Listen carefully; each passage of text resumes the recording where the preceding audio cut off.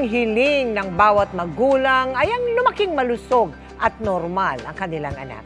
Kaya't para maagapan at maiwasan ang seryosong problema sa kalusugan ng bata, nagsagawa ng newborn screening test sa Cavite at Batangas ang GMA Kapuso Foundation at ang Department of Health Calabarzon.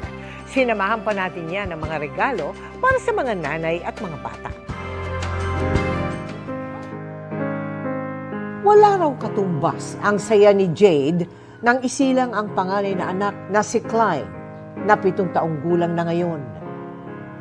Pero noong bagong silang si Klein, maputla raw siya.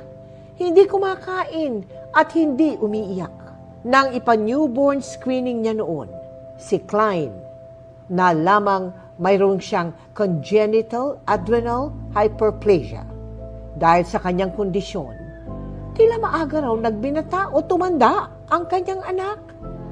Base sa kanyang bone age test noong siya'y 5 taong gulang pa lang, ang kanyang skeletal age ay katumbas na ng pang-13 taong gulang na bata.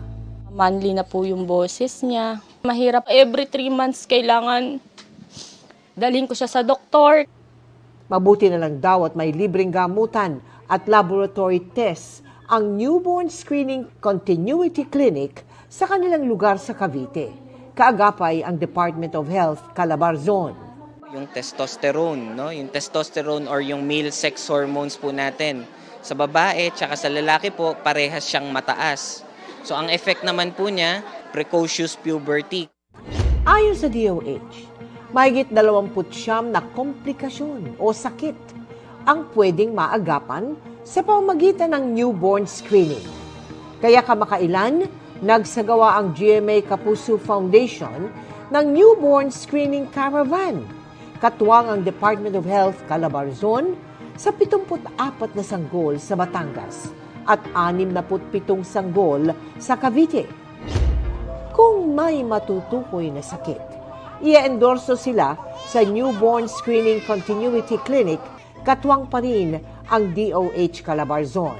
Kailangan po ay maituloy hanggang sa kanilang pagtanda para po makasigurado na ang bata po ay lalaking maayos, normal.